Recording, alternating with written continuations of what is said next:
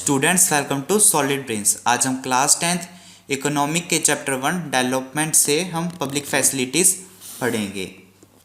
Public facilities are provided to the community by the government for its betterment and beneficial for them.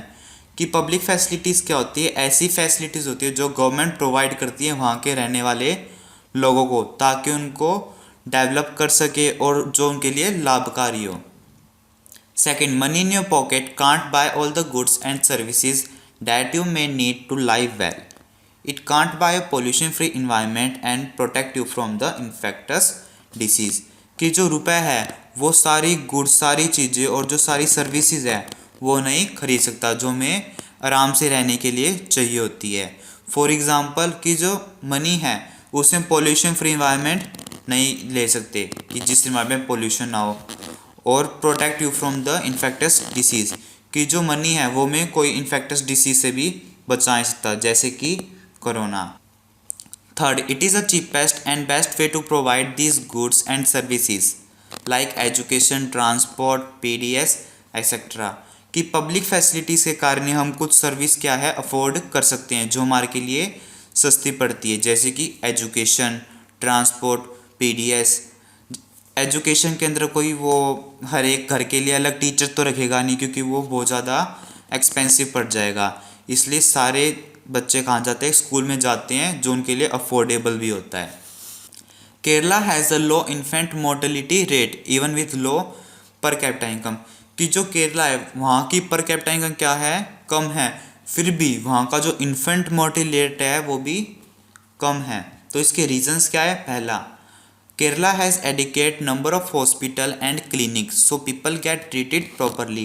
कि केरला में अच्छी मात्रा के अंदर हॉस्पिटल और जो क्लिनिक्स है वो है जिसके कारण जो पीपल है उनका ट्रीटमेंट अच्छी तरह हो जाता है। Second, it has better public distribution system so everyone get healthy food. कि वहाँ का जो पब्लिक डिस्ट्रीब्यूशन सिस्टम है उनको जो अनाज और वो फेयर प्राइसेस में मिलती है वो अच्छी तरह वर्क करता है, इसलिए जो वहाँ के लोग हैं वो क्या है? हेल्दी फूड खाते हैं और वो हेल्दी है। Third, it has very high literacy rate and literate people can take care of their children better than illiterate. वहाँ पे जो पढ़े लिखे लोग हैं वो ज़्यादा है और जो लिटरेट पीपल है वो ज़्यादा अच्छी तरह ध्यान रख सकते हैं चिल्ड्रंस का अनपढ़ से ज़्यादा। Literate people also have high earning capacity. कि जो पढ़े लिखे लोग होते हैं वो ज़्यादा कमा सकते हैं, so they can afford basic necessities of their children. इसलिए जो वो अपने चिल्ड्रंस के लिए जो बेसिक चीज़ें हैं वो उनको आराम से खरीद सकते हैं। Fifth, it has adequate number of schools and colleges. कि वहाँ पे अच्छी मात्रा में स्कूल और कॉलेजेस भी है, इसलिए वहाँ का लिटरेसी रेट अच्छा है। अगर यही क्वेश्चन 1 मार्क्स में आ जाए तो हम क्या लिखेंगे कि जो केरला है वहाँ की पब्लिक फैसिलिटीज़ क्या है? बहुत अच्छी है। BMI कि हम डेवलपमेंट को BMI से भी मेज़र करते हैं। BMI की फुल फॉर्म क्या है? Body mass index. It is use to check whether an adult person is undernourished, normal और ओवरवेट। BMI किस लिए यूज होता है? कि जो एडल्ट पर्सन है जो 18 है, 18 एबो पर्सन है वो अंडर नरिश्ड, वो कुपोषण का शिकार है या फिर अंडर वेट है, वो नॉर्मल है या फिर वो ओवरवेट है, उसका वजन ज़्यादा है, ये चेक करने के लिए हम BMI यूज़ करते हैं। अभी BMI निकालते कैसे? इसका फॉर्मूला क्या है? वेट इन kg बाय में हाइट इन मीटर का स्क्वायर।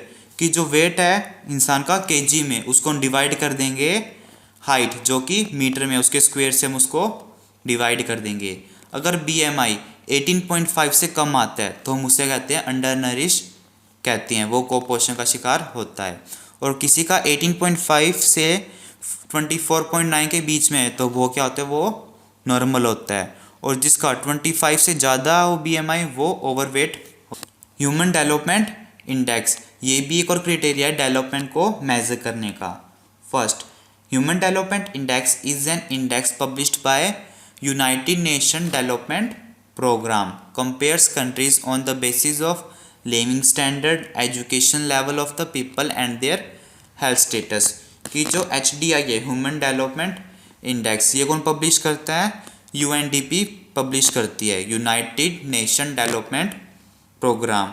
और ये किसके बेसिस पे कंट्रीज को कंपेयर करती है? उनके लिविंग स्टैंडर्ड पे, उनके रहने के तरीके पे, उनकी एजुकेशन लेवल पे और जो उनकी हेल्थ को देख के कंपेयर करती है।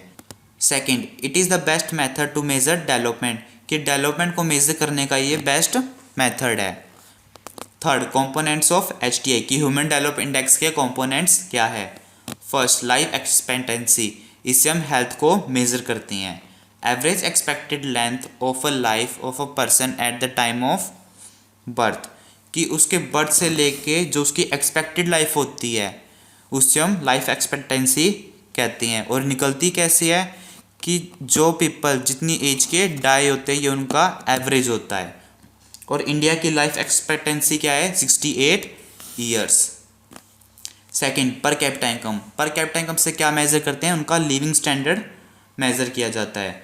Total national income divided by total population, कि जब कंट्री की नेशनल इनकम को डिवाइड कर दिया जाए उसकी टोटल पॉपुलेशन से, उससे हम पर कैपिटा इनकम कहते हैं। और पर कैपिटा इनकम को हम एवरेज इनकम भी कहते हैं। Third, literacy rate of 15+ years, इससे हम एजुकेशन मेजर करते हैं लोगों की। Total percentage of literate population in the 15 and above age group, कि कोई भी कंट्री के 15 या फिर 15 से ज़्यादा एज के जो लोग हैं उनमें से कितने परसेंट के लोग लिटरेट पॉपुलेशन है, उससे हम लिटरेसी रेट कहते हैं। लिटरेट पॉपुलेशन क्या होता है, जो पर्सन कोई भी एक लैंग्वेज बोल सकता है, समझ सकता है और लिख सकता है, उससे हम लिटरेट पीपल कहते हैं। फोर्थ, 189 कंट्रीज आर जज्ड, कि लिस्ट के अंदर अभी 189 कंट्री को मेजर किया गया था। Sri Lanka is at 76th rank but India is at 130th rank, कि जो श्रीलंका है वो 76 रैंक पे थी और जो इंडिया है वो 130 रैंक पे थी। इसका मीनिंग क्या है, Sri Lanka is better because people in Sri Lanka are more health and educated, कि जो श्रीलंका है वो ज़्यादा डेवलप्ड है क्योंकि वहाँ के जो पीपल है वो ज़्यादा हेल्थी और ज़्यादा एजुकेटेड है। नेक्स्ट वीडियो में हम सस्टेनेबिलिटी ऑफ डेवलपमेंट पढ़ेंगे। Thank you.